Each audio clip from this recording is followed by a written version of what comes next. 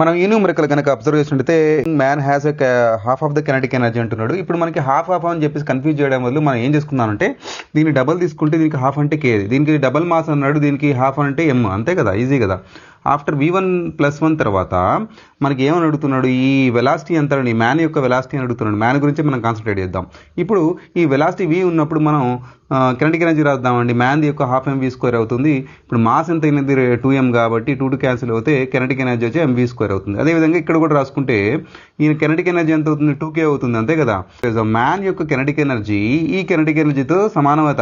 అంటే ఇప్పుడు ఈ మ్యాన్ యొక్క కెనటిక్ ఎనర్జీ ఎప్పుడు v1+ అన్నప్పుడు అంటే ఒక 1 మినిట్ తర్వాత మనకి ఇక్కడ మనం ఇక్కడ తీసుకున్నాం అనుకోండి, హాఫ్ 2m మాస్ 2m, ఇక్కడ v+1 తర్వాత ఈ యొక్క కెనటిక్ ఎనర్జీ దీంతో ఈక్వల్ అవుతుంది అంటే 2kతో ఈక్వల్ అవుతుంది. ఇప్పుడు అన్ని క్యాన్సిల్ చేసామనుకోండి, మిగతా మొత్తం తీసుకొస్తే 1/√2 - 1 అనేది ఆన్సర్ వచ్చేస్తుంది.